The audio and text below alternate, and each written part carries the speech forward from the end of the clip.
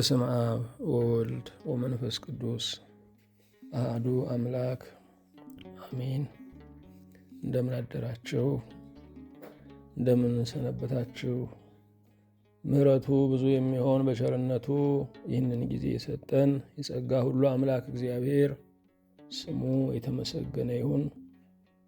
በእግዚአብሔር ቸርነት ባለፈው ሳምንት የጀመርነው የትምህርታችን ርዕስ የጌታችን የኢየሱስ ክርስቶስ ስደት የሚል ነው። እግዚአብሔርን አጋዥ ብሩክ መንፈሱን ገላጭ አድርገን የሁለተኛውን ቀን ትምህርት እንጀምራለን። የማቴዎስ ወንጌል ምዕራፍ 2 ከቁጥር 1 ጀምሮ ያለውን በጸሎት መንፈሱን እናነባለን። ኢየሱስም በይሁዳ ቤተልሔም በንጉሡ በሄሮድስ ዘመን በተወለደ ጊዜ እነሆ ሰብአ ሰገል የተወለደው የአይሁድ ንጉሥ ወዴት ነው? ኮከቡን በምስራቅ አይተን ልንሰግድለት መጥተናልና እያሉ ከምስራቅ ወደ ኢየሩሳሌም መጡ። ንጉሡ ሄሮድስም ሰምቶ ደነገጠ፣ ኢየሩሳሌምም ሁሉ ከእርሱ ጋር። የካህናትንም አለቆች የሕዝቡንም ጻፎች ሁሉ ሰብስቦ ክርስቶስ ወዴት እንዲወለድ ጠየቃቸው። እነርሱም አንቺ ቤተልሔም የይሁዳ ምድር ከይሁዳ ገዢዎች ከቶ አታንሽም፣ ሕዝቤን እስራኤልን የሚጠብቅ መስፍን ከአንቺ ይወጣልና ተብሎ በነቢይ እንዲህ ተጽፏልና በይሁዳ ቤተልሔም ነው አሉት። ከዚህ በኋላ ሄሮድስ ሰብአ ሰገልን በስውር ጠርቶ ኮከቡ የታየበትን ዘመን ከእነርሱ በጥንቃቄ ተረዳ። ወደ ቤተልሔምም እነርሱን ሰዶ ሂዱ፣ ስለ ሕፃኑ በጥንቃቄ መርምሩ፣ ባገኛችሁትም ጊዜ እኔ ደግሞ መጥቼ እንድሰግድለት ንገሩኝ አላቸው። እነርሱም ንጉሡን ሰምተው ሄዱ። እነሆም በምስራቅ ያዩት ኮከብ ሕፃኑ ባለበት ላይ መጥቶ እስኪቆም ድረስ ይመራቸው ነበር። ኮከቡንም ባዩ ጊዜ በታላቅ ደስታ እጅግ ደስ አላቸው። ወደ ቤትም ገብተው ሕፃኑን ከእናቱ ከማርያም ጋር አዩት፣ ወድቀውም ሰገዱለት። ሳጥኖቻቸውንም ከፍተው እጅ መንሻ ወርቅና ዕጣን ከርቤም አቀረቡለት። ወደ ሄሮድስም እንዳይመለሱ በሕልም ተረድተው በሌላ መንገድ ወደ ሀገራቸው ሄዱ። እነርሱም ከሄዱ በኋላ እነሆ የጌታ መልአክ በሕልም ለዮሴፍ ታይቶ ሄሮድስ ሕፃኑን ሊገድለው ይፈልጋልና ተነሳ፣ ሕፃኑንና እናቱንም ይዘ ወደ ግብፅ ሽሽ፣ እስከ ነግረህም ድረስ በዚያ ተቀመጥ አለው። እርሱም ተነስቶ ሕፃኑንና እናቱን በሌሊት ያዘና ከጌታ ዘንድ በነቢይ ልጄን ከግብፅ ጠራሁት የተባለው እንዲፈጸም ወደ ግብፅ ሄደ። ሄሮድስም እስኪሞት ድረስ በዚያ ኖረ። ከዚህ በኋላ ሄሮድስ ሰብአ ሰገል እንደተሳለቁበት ባየ ጊዜ እጅግ ተቆጣና ልኮ ከሰብአ ሰገል እንደተረዳው ዘመን በቤተልሔምና በአውራጃዋ የነበሩትን 2 ዓመት የሆናቸውን ከዚያም የሚያንሱትን ሕፃናትን ሁሉ አስገደለ። ያን ጊዜ በነቢዩ በኤርምያስ ድምፅ በራማ ተሰማ፣ ልቅሶና ብዙ ዋይታ። ራሔል ስለ ልጆቿ አለቀሰች፣ መጽናናትን አልወደደችም የሉምና የተባለው ተፈጸመ። ሁሉን የያዘ ሁሉንም የምትገዛ የጌታችን የመድኃኒታችን የኢየሱስ ክርስቶስ አባት እግዚአብሔር ሆይ እናመሰግንሃለን። ከማኅፀን እስከ ልጅነት፣ ከልጅነት እስከ እውቀት፣ ከእውቀት እስከ ሽበት ድረስ እኛን ባሪያዎችህን የመራህን፣ የመገብከን፣ ያኖርከን፣ ያጽናናህን፣ የደገፍከን፣ የሸለምከን አንተ ነህና ጌታችን ሆይ በእውነት እናመሰግንሃለን። ብዙ ፍርሃቶቻችንን ድል የነሳ የሞት መሰናክልን አሽክላውንም ሁሉ ያደቀቅልን የመኖር መብታችን የሆንከው በመንገዳችን ፊት ለፊት እያበራህ የቀደምከው በሕይወት ጉዞ ውስጥ ፊት አውራራችን ሆነ እኛን በምርኮ በምስጋና ያስከተልከው ባለ ድሉ እግዚአብሔር እናመሰግንሃለን። የያዘን እጅህ የማይለቅ፣ የያዘን እጅህ የሚያጽናና፣ የያዘን እጅህ አለኝታ የሚሆን፣ የያዘን እጅህ የማያስነካ፣ የያዘን እጅህ አጥር ቅጥር የሚሆን፣ የያዘን እጅህ ዋዩ እንዳያቃጥለን ጥላ፣ ወራሪ እንዳያገኘን ከለላ ነውና ስለ ብሩክ እጅህ እኛ የእጅህ ምጽዋተኞች፣ የእጅህ ተዳዳሪዎች፣ የእጅህ ተስፈኞች እናመሰግንሃለን። አምላካችን ሆይ ሂዱ ብለህ ወደ ዓለም ዳርቻ ግዛትን ሁሉ ርስት አድርገህ የሰጠህን ይህንንም ከእውቀት ድንግል የሆነውን ዓለም በወንጌል እናርስ ዘንድ ደግሞ ታላቅ ጥሪን ያመጣህልን በ12 ሐዋርያት ስብከት ዓለምን ያጣፈጥህ አልጫነቱንም የቀየርህ ጨለማውን በጣዖት አምልኮ በእኔነት በፍልስፍና ሰዋዊ በሆነ በአጋንንታዊም ትምህርት የተያዘውን ድቅድቁን ዓለም በብርሃን የዋጀህ እግዚአብሔር በእውነት እናመሰግንሃለን። ብዙ እምባዎች ሲፈሱ በርኅራኄ የምታይ ለቅሶንም የምታብስ ገዳዮችንም የምትገድል ለግፈኞችም እንደ መንገዳቸው እንደ ሥራቸው የምትከፍል እግዚአብሔር ዛሬም ስለሚፈሰው እምባ ዛሬም ስላልተከፈለው ላብ ዛሬም ደግሞ ስለሚፈሰው ደም ይገድሃልና ጌታችን እግዚአብሔር ሆይ አንተ እውነተኛ ፈራጅ ስለሆንክ እናመሰግንሃለን። ጌታ ሆይ መጽናናት ያቃታቸው ብዙ ሐዘነተኞች ተሰብረው የሚኖሩ በልጆቻቸው ያዘኑ በዘመዶቻቸው የተከዙ ሀገር ምድሩ ሲወድም ያለቀሱ ያነቡ ብዙዎች ናቸው። አቤቱ ጌታችን ሆይ እንደ ቸርነትህ ያዘኑት የሚጽናኑበት ዘመን እንዲሆን እንማጸንሃለን። እኔን ባሪያንና በፊትህ ያሉትን እነዚህን ባሪያዎችህን ሁሉ በደላችንን ሁሉ ይቅር እንድትል ኃጢአታችንን ሁሉ በደምህ እንድትደመስስ በምትሰራበትም ቀን ገንዘቦችህን እንድታደርገን የክብርህ መገለጫ ምድራዊ ኪሩብ እንድታደርገን አቤቱ እንማጸንሃለን። ጌታችን ሆይ እንደ ቸርነትህ አንተ የጽድቅ ልብሳችን ሆነ ራቁትነታችንን ሁሉ እንድትሸፍነው እንድትደምቅብን እንድትከብርብን በእኛም ጎልተህ ደምቀህና አብረቅርቅህ እንድትታይ አቤቱ እንማጸንሃለን። ስለ ቸርነትህ ወደ አንተ ሊመጡ የሚገባቸው ብዙ ደካሞች የሕይወት ሸክም የኃጢአት ሸክም የሕግ ሸክም ያጎበጣቸው ብዙዎች አሉ። ጌታ ሆይ እንደ ቸርነትህ ሁሉን በጸጋህ ጥላ እንድትሰበስበው በቸርነትህም እንድታኖረው አንተንም ወደ ማወቅ ከፍታ እንድታደርሰው እንማጸናለን።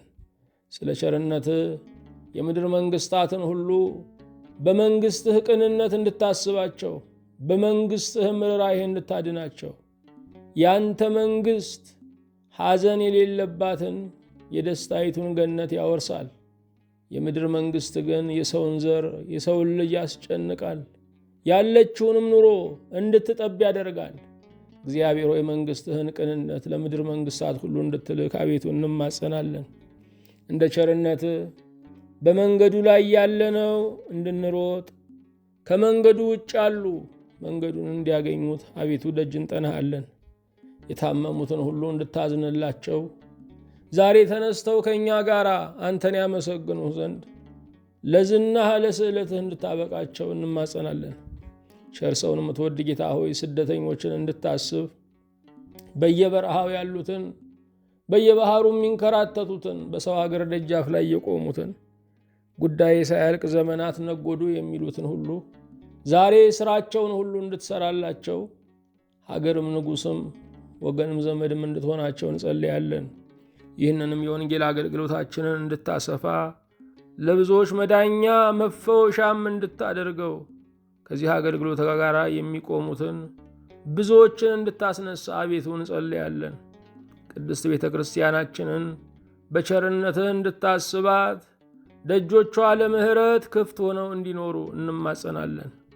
በረከተ አብ በረከተ ወልድ በረከተ መንፈስ ቅዱስን አቤቱ አሳድርብን። በፊትህ በቆምን ጊዜ እንድናስባቸው አደራ ያሉንን ሁሉ ዛሬ አጥር ቅጥር ወገን ዘመድ ዓይንም መብራትም እንድትሆናቸው አቤቱ እንጸልያለን።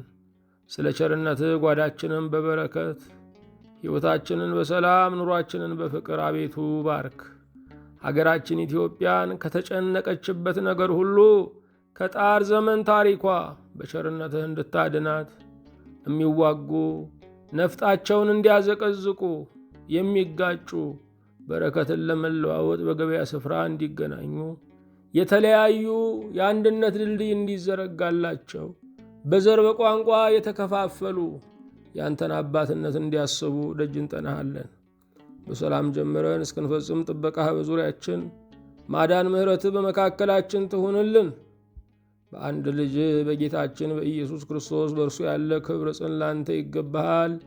ከእርሱ ጋራ ከመንፈስ ቅዱስም ጋራ ትክክል የሚሆን ዛሬም ዘወትርም ለዘላለሙ አሚን። የእግዚአብሔር የአምላካችን ስሙ የተመሰገነ ይሁን። ርዕሳችን የጌታችን የኢየሱስ ክርስቶስ ስደት የሚል ነው። ዓለማችን ከተጨነቀችባቸው ታላላቅ ጉዳዮች አንዱ የስደተኞች ነገር ነው።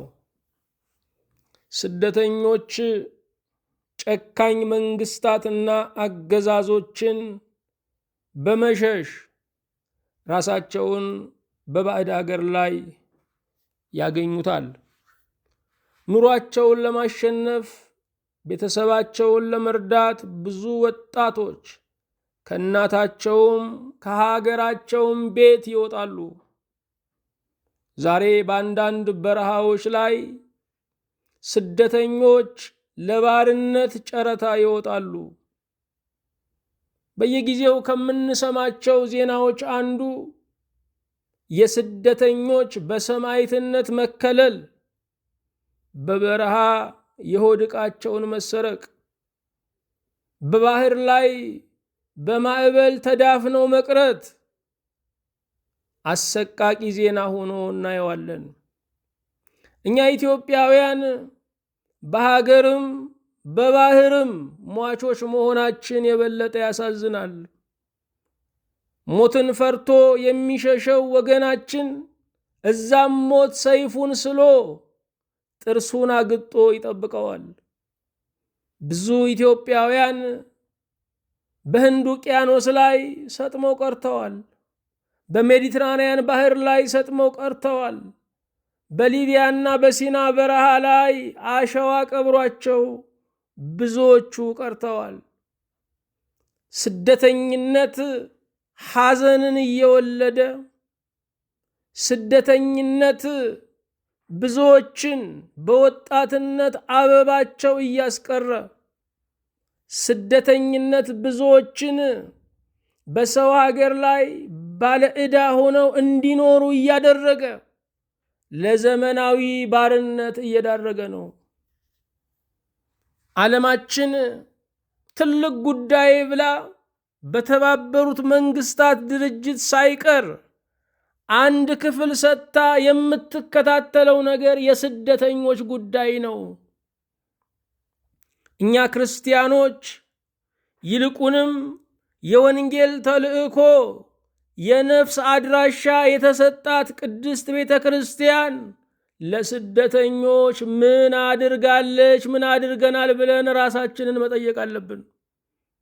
በሀገራችን በኢትዮጵያ ከሚሊዮን በላይ የሚጠጉ ስደተኞች አሉ።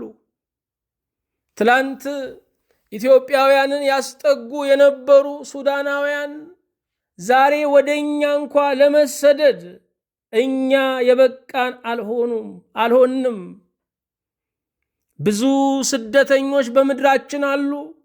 ኢትዮጵያውያን ስደተኞች ደግሞ የሌሉበት የዓለም ክፍል ከበረሃውም ከበረዶም ስፍራ አይታጡም።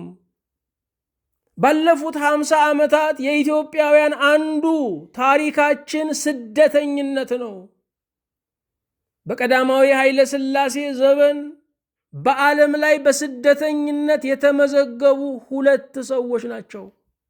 አንደኛው በአሜሪካ ምድር ላይ ለንጉሱ አልታዘዝም ብለው የቀሩት በአሜሪካ ምድር የኢትዮጵያ አምባሳደር የነበሩት ሰው ናቸው።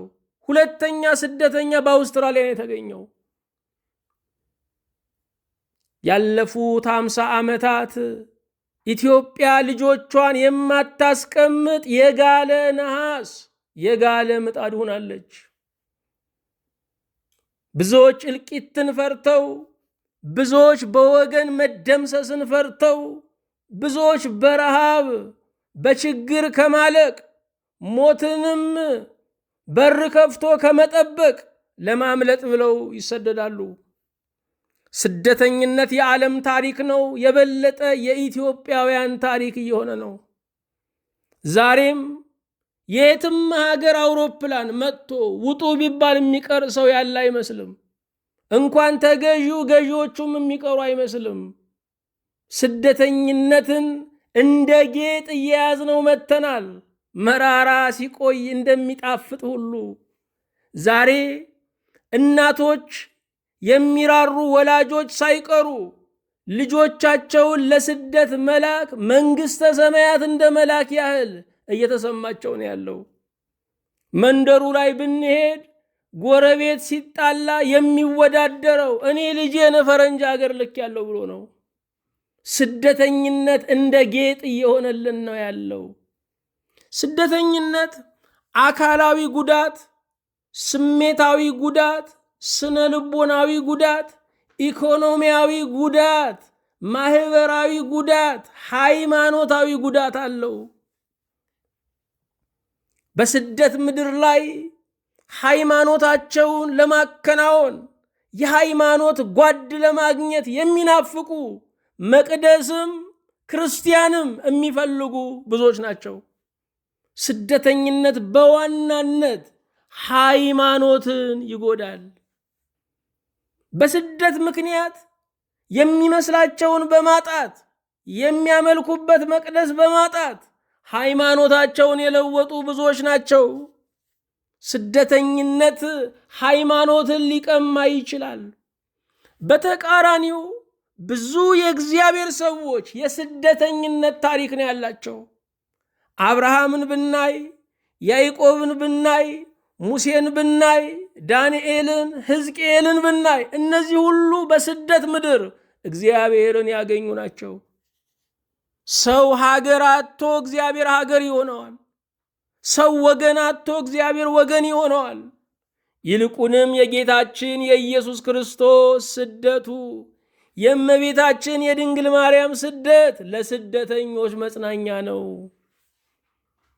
ስደተኞችን ከዚህ በላይ የሚያጽናናቸው የሚያረጋጋቸው ማንም የለም። የኔን ሕመም ክርስቶስ ታሟል፣ የኔን ስደት ቅዱሳኑ እመቤታችን ድንግል ማርያም፣ አረጋዊው ቅዱስ ዮሴፍ ተካፍለውታል ከሚለው በላይ የሚያጽናና ነገር የለም። ጌታችን ኢየሱስ ክርስቶስ የስደተኞችን ስደት ተቤዥቶታል። ስደተኞች እጅግ የሚያሳዝኑ ቢሆኑም ጌታ ግን ስደታቸውን ስለተቤዠው ሊደሰቱ ይገባቸዋል። ይልቁንም ጌታችን ኢየሱስ ክርስቶስ የተሰደደው ወደ ግብፅ፣ ወደ አፍሪካ ነው። ይሄ ለአፍሪካውያን ትልቅ መልእክት ነው። በዓለም ላይ በስደተኝነት የሚታወቁ አፍሪካውያን ናቸው። ጌታ ወደኛ ምድር ተሰዶ ነበረ። ጌታ ይህንን የምናልፍበትን መስቀል ተካፍሎት ነበረ ብለው ሊረጋጉ ሊደሰቱ ይገባቸዋል። ምናልባት ከዘመድ ርቀው ሊሆን ይችላል፣ ከእግዚአብሔር ግን አልራቁም። እግዚአብሔር ለአንዳንድ ሰዎች ስደትን እግዚአብሔርን ማወቂያ አድርጎላቸዋል። ስደታቸው ተባርኮ ገዳም ሆኖላቸዋል። በስደት ምድር ላይ በጾም በጸሎት በብሕትውና ጭምር የሚኖሩ ብዙ ኢትዮጵያውያን ክርስቲያኖች እንዳሉ እናውቃለን። ጌታችን ኢየሱስ ክርስቶስ የስደተኞችን ስደታቸውን ተቤዠው። ስደተኞች በረከትም ናቸው። ላደጉ ሀገራት እንደ ዕዳና ሸክም ብቻ ሳይሆኑ በረከትም ናቸው። የሰለጠነው ምድር ሃይማኖትን ከስሮ እንደ ማሽን እየኖረ ነበረ። ከተማውን አጽድቶ ነፍሱን አቆሽሾ ይኖር ነበረ። ዛሬ በታላላቅ የሰለጠኑ ሀገራት ላይ ስደተኞች ሃይማኖትን ይዘው ብቅ ብቅ ብለዋል። የሃይማኖት ድምፅ፣ የወንጌል ድምፅ በስደተኞች ለነዚህ ባለጠጋ ህዝቦች እየደረሳቸው ነው ያለው። በእንግሊዝ የሃይማኖት ምልክት እየጠፋ ነበረ። ዛሬ በስደተኞች የሃይማኖት ውበትና ስርዓት እየታየ ነው። ስደተኞች ከሰለጠኑ ሀገራት እንጀራን ይወስዳሉ። እነሱ ደግሞ ለነኚህ ባለጠጎች ሃይማኖትን ይሰጣሉ። በስጋ ተቀብለው በነፍስ ይቸራሉ። ስደተኞች በሄዱበት ሀገር የእግዚአብሔር ሀልዎት ምስክር ሆነዋል። ስደተኞች በሄዱበት ሀገር እየደበዘዘ ያለውን ሃይማኖት እንዲደምቅ አድርገዋል። ስደተኞች በረከት ናቸው። ለምን ስንል ከዮሴፍ ጋር የታሰረ እግዚአብሔር፣ ከዮሴፍ ጋር የተሰደደ እግዚአብሔር እንደዚሁም ከስደተኞች ጋር እስረኛ ነው፣ ስደተኛ ነው። ኢየሱስ ክርስቶስ ብቻ፣ ጌታችን ብቻ ከመከረኞች ጋር የበረሃ ጓድ መሆን ይፈልጋል። ጌታችን ኢየሱስ ክርስቶስ ወደ ግብፅ ተሰደደ፣ ወደ አፍሪካ ተሰደደ። ዛሬም አፍሪካውያን ስደተኞችን እርሱ ሊቤዣቸው ይቻለዋል። ስደተኝነትን የምንገድበው በዋናነት የሀገርን ሰላም፣ የሀገርን ኢኮኖሚ በማረጋጋት ነው። ስደተኝነትን የምንገድበው ያለኝ ይበቃኛል የሚለውን የክርስትና ትምህርት በማስፈን ነው። አልጠግባይ ሲተፋ ያድራል እንደሚባለው ሁሉ ስደተኛ ተቸግሮ አይደለም። ሁሉ ስደተኛ አጥቶ አይደለም። ያለኝ ይበቃኛል ማትረፊያ ነው። ጤናን ማትረፊያ፣ ትዳርን ማትረፊያ፣ ቤተሰብን ማትረፊያ፣ ልጆችን ማትረፊያ፣ ሀገርን ማትረፊያ፣ ሃይማኖትን ማትረፊያ ነው። የሰው ልጅ ትልቅ ስድቡ ልኩን አያውቅ ነው። ልኩን ያወቀ ሰው እንደተከበረ ኑሮ እንደተከበረ ያልፋል። የጌታችን የኢየሱስ ክርስቶስ ስደት፣ በጌታችን በኢየሱስ ክርስቶስ ልደትና ስደት ውስጥ ሶስት ወገኖችን እናያለን። የመጀመሪያው ሄሮድስ ነው፣ ገዳይ ነው። ሁለተኛ ካህናት ናቸው፣ ተመራማሪዎች። ሶስተኛ የሚሰግዱ ናቸው፣ ሰብአ ሰገል። ሄሮድስ በጌታችን በኢየሱስ ክርስቶስ ልደት ውስጥ በጥላቻ እናገኘዋለን። ካህናቱን ደግሞ በተመራማሪነት፣ በቸልተኛነት፣ በንቀት እናገኛቸዋለን። ሰብአ ሰገልን በናፍቆት፣ በአፍቃሪነት፣ በሰጋጅነት እናገኛቸዋለን። በዚህ ዓለም ላይ ለተወለደው ለክርስቶስ እንደ ሄሮድስ የጥላቻ ፊት ያላቸው ሰዎች አሉ። ለተወለደው ክርስቶስ እንደ ካህናቱ ንቀትና ቸልታ ያላቸው ሰዎች አሉ። ለተወለደው ክርስቶስ እንደ ሰብአ ሰገል ፍቅርና አምልኮት ያላቸው አሉ። እኛ ከሶስቱ የቱ ጋር ነን ያለነው? ስለ ክርስቶስ ተመራማሪዎች ነን ወይስ ለክርስቶስ የምንሰግድ ነን? ኢየሱስም በይሁዳ ቤተልሔም በንጉሱ በሄሮድስ ዘመን በተወለደ ጊዜ ይላል። ጸሐፊው ማቴዎስ ነው። ማቴዎስ አይሁዳዊ ነው። የሚጽፈው ለአይሁዳውያን ነው። አይሁዳውያን የተወለደውን ክርስቶስ፣ ጸሐፍት ፈሪሳውያን የተወለደውን ክርስቶስ እንዴት በንቀት በቸልታ የእስራኤልን መጽናናት እንዳሳለፉት ይጽፍላቸዋል። ስለዚህ ይህ መልእክት ለእኛ የምስራች ቢሆን ለሚጻፍላቸው ለአይሁዳውያን ግን ተግሳጽ ነበረ። በቤተልሔም ተወልዶ መጻሕፍትን እያጣቀሳችሁ በቸልተኝነት በንቀት ያሳለፋችሁት እሱ ክርስቶስ የዓለም ቤዛ ነው፣ የዓለም ንጉሥ ነው እያላቸው ነው። ኢየሱስም በይሁዳ ቤተልሔም በንጉሱ በሄሮድስ ዘመን በተወለደ ጊዜ እነሆ ሰብአ ሰገል የተወለደው የአይሁድ ንጉሥ ወዴት ነው? ኮከቡን በምስራቅ አይተን ልንሰግድለት መጥተናልና እያሉ ከምስራቅ ወደ ኢየሩሳሌም መጡ። የቅርብ ጠበል ልጥ መንከሪያ ይሆናል ይባላል። ኢየሱስ ክርስቶስን የተወለደውን ሕፃን ለማየት ከኢየሩሳሌም ቤተልሔም 15 ኪሎ ሜትር ለመጓዝ አልቻሉም።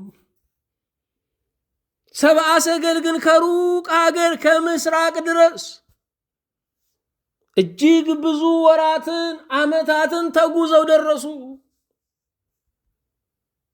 ሰብአ ሰገል በተፈጥሮ ተምረው ክርስቶስን አሰሱ።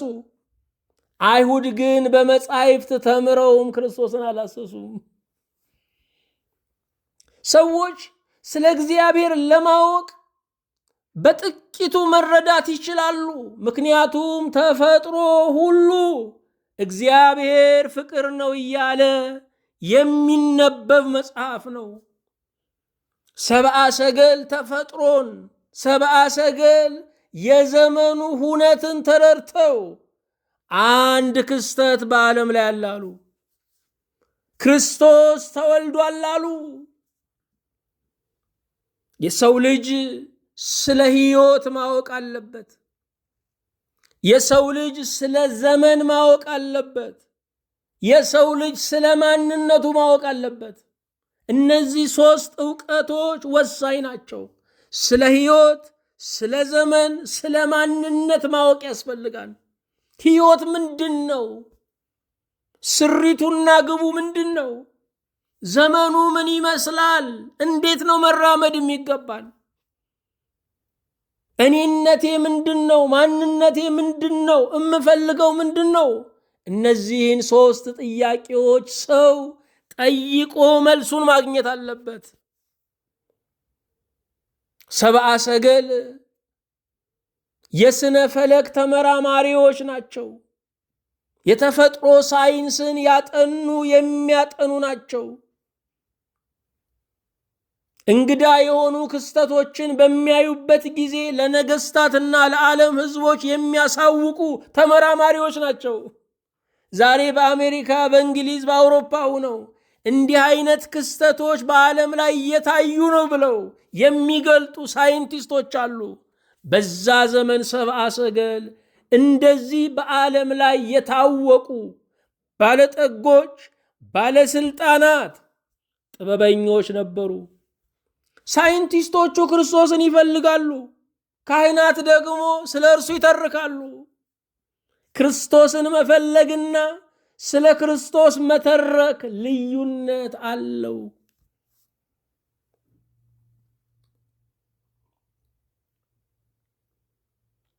ሐኪሙ መድኃኒት ሊያዝ ይችላል፣ መድኃኒቱን ግን ላይወስድ ይችላል። ቢወስደውም ሊጎዳው ይችላል።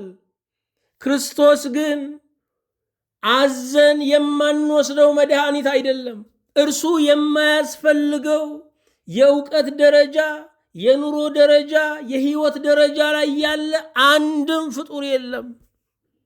ክርስቶስ ለሁሉ ያስፈልጋል። ለሕዝብ ሁሉ የሚሆን ታላቅ የምስራች መድኃኒት የሆነ ክርስቶስ ተወልዶላችኋል ተብሏል። የጎንዮሽ ጉዳት የሌለበት መድኃኒት፣ ለሕዝብ ሁሉ የሚሆን መድኃኒት። ለሕዝብ ሁሉ የሚሆን መድኃኒት ከሆነ ሕዝብ ሁሉ ታሟል ማለት ነው። የሚፈውሰውም አንዱ ክርስቶስ ነው። አንድ አይነት መድኃኒትን አዋቂዎች ቢያዙ፣ ለሕዝብ ሁሉ ቢያዙ እንደ ጤነኛ እንደ ተማረ ሰው ላይ ይታዩ ይችላሉ። አንዱ መድኃኒት ክርስቶስ ግን ከሁሉ ያድናል። ሰብአ ሰገል 1000 ኪሎ ሜትር ተጉዘው ለክርስቶስ ለመስገድ መጡ። ክርስቶስ የሚባል ተወልዷል ብለው ለዓለም የዜና አውታሮች ገለጻ ለማድረግ አይደለም የመጡት። የነፍስ ጥማታቸውን ለማርካት መጡ። አክብሮን ለመጣው ጌታ፣ ዝቅ ብሎ ለመጣው ጌታ ክብር ለመስጠት መጡ። ኢየሩሳሌም ነዋሪዎች ግን ክርስቶስን ለማየት 15 ኪሎ ሜትር ራቃቸው። ዛሬም ወንጌሉን፣ ዛሬም መምህራኑን፣ ዛሬም መጻሕፍቱን፣ ዛሬም የበረከት ስፍራዎቻችንን ብዙዎች 1000 ኪሎ ሜትር ተጉዘው ይጠቀሙባቸዋል።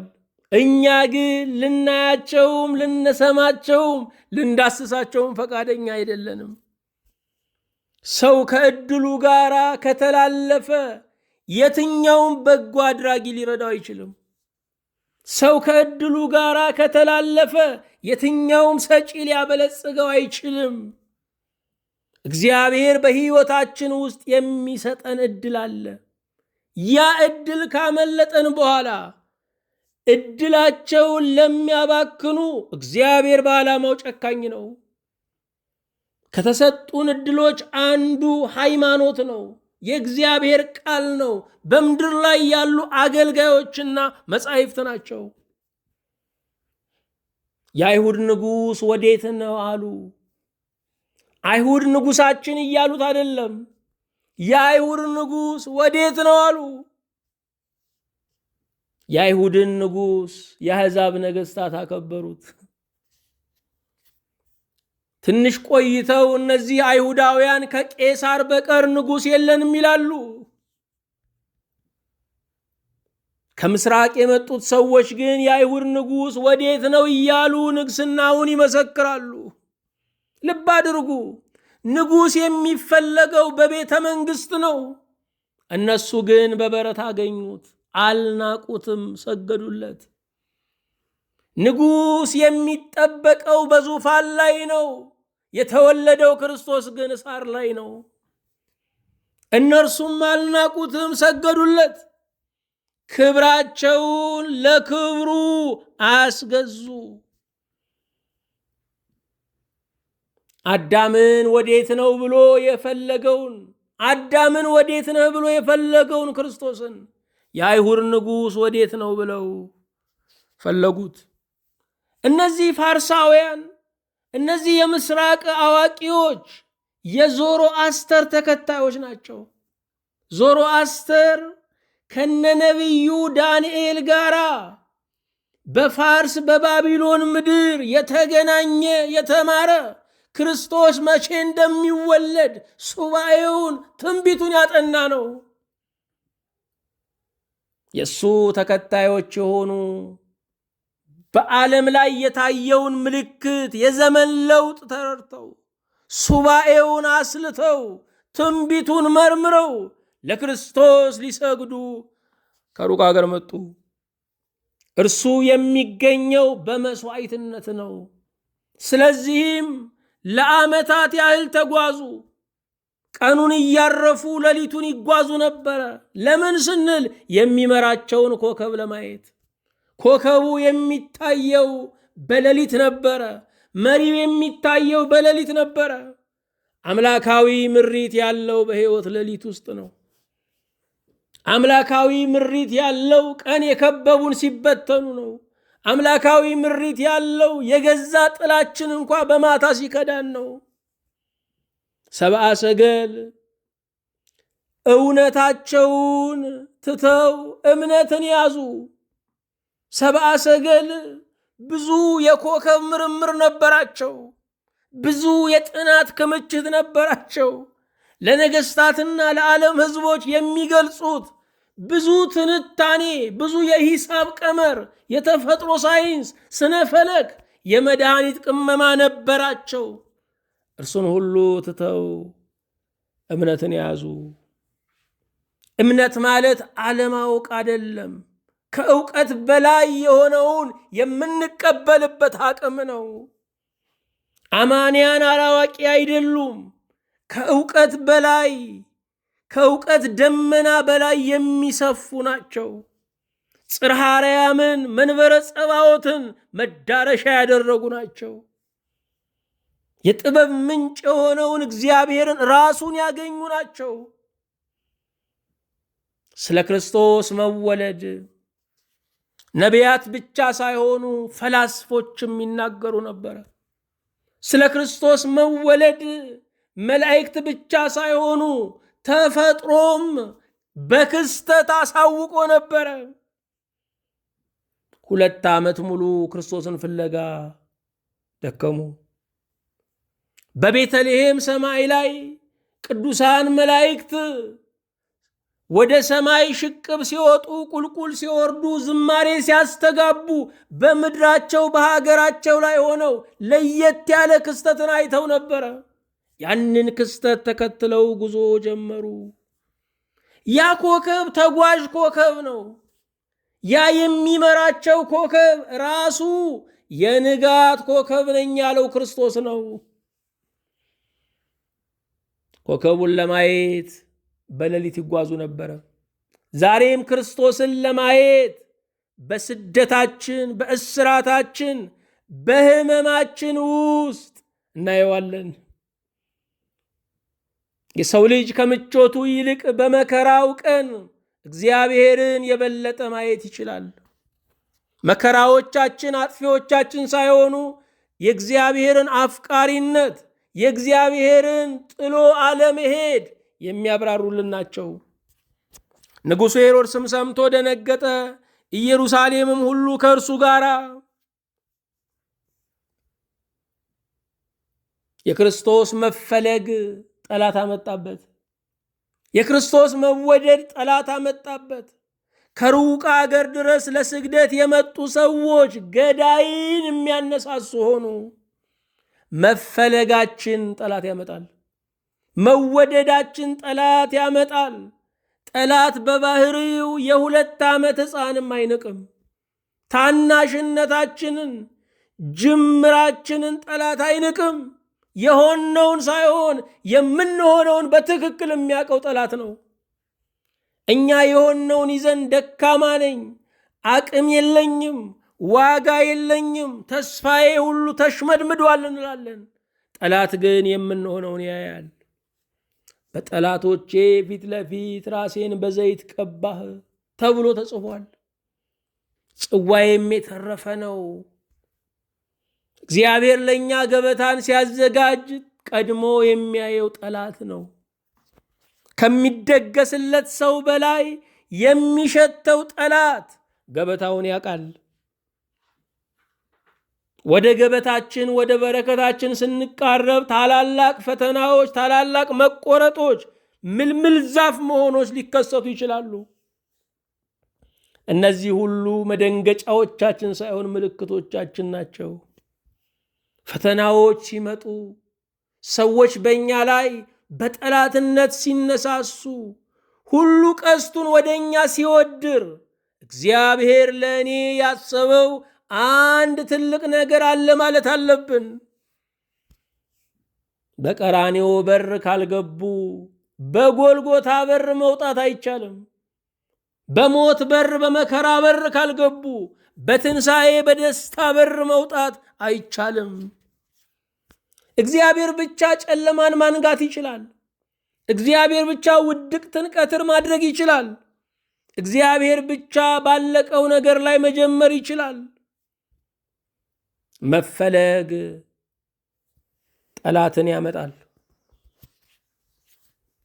ዛሬም ስንደመጥ፣ ስንፈለግ፣ ስንወደድ ወዳጅን ያተረፍነውን ያህል ጠላትን እንደምናተርፍ መረዳት አለብን። ሰብአ ሰገል እስካሁን ድረስ 1000 ኪሎ ሜትሮችን በእግዚአብሔር ተመርተው 15 ኪሎ ሜትርን በሰው ለመመራት ጥያቄ ጀመሩ።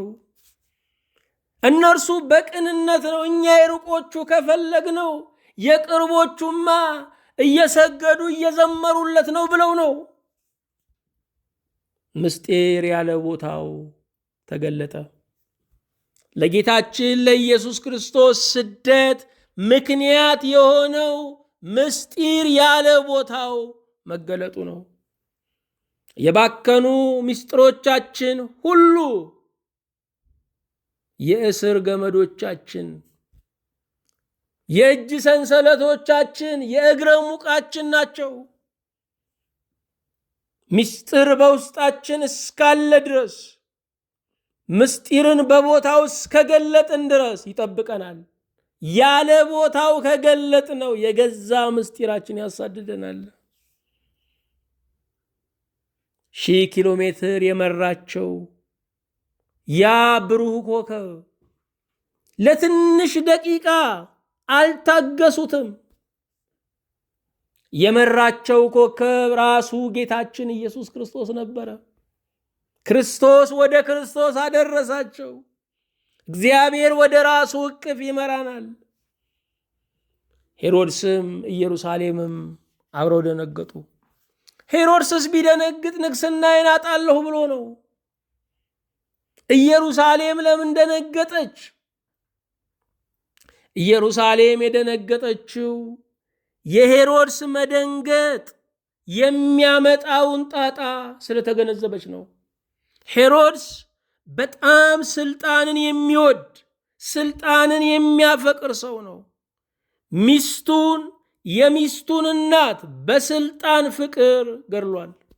3 ወንድ ልጆቹንና ሌሎች የቅርብ ረዳቶቹን በሙሉ ገሎ ጉድጓድ ውስጥ ቀብሯል። ምስጢር ያለ ቦታው ተገለጠ። ስለዚህም ሄሮድስ ደነገጠ፣ ኢየሩሳሌምም አብራ ደነገጠች። ደስታቸውን ለኢየሩሳሌም ለማካፈል 70 ሰገል ፈልገው ነበረ።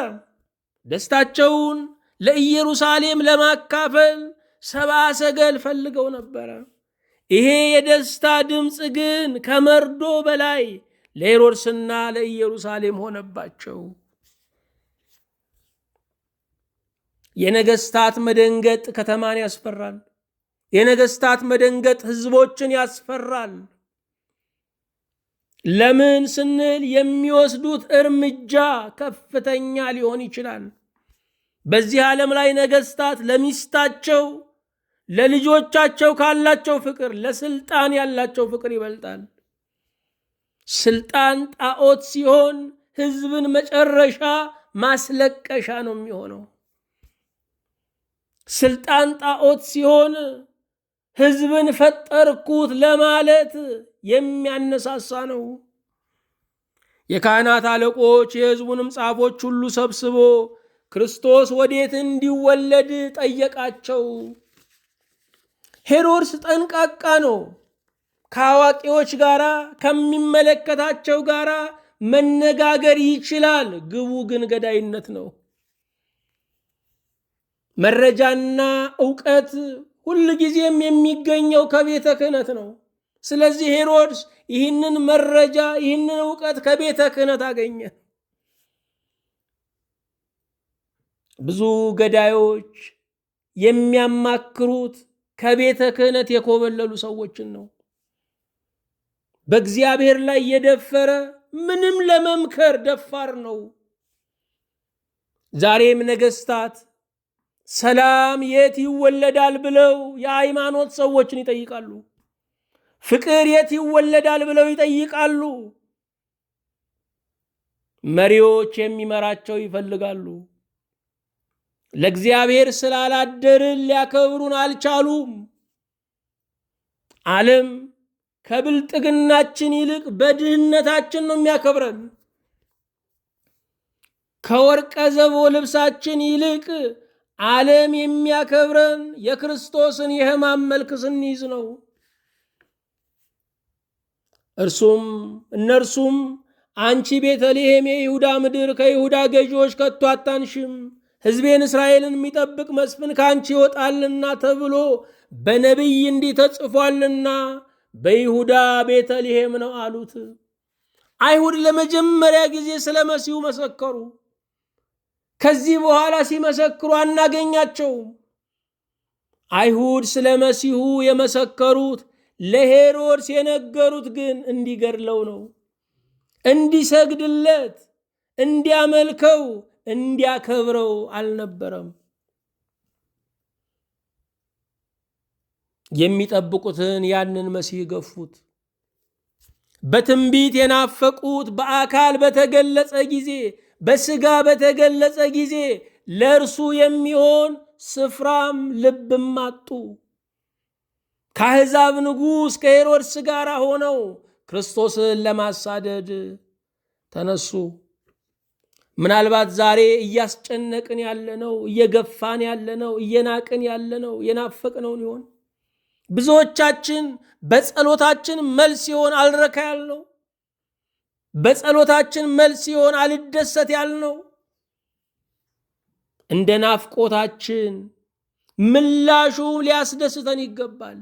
እንደ ጥያቄያችን ፍቺውም ሊያረካን ይገባል።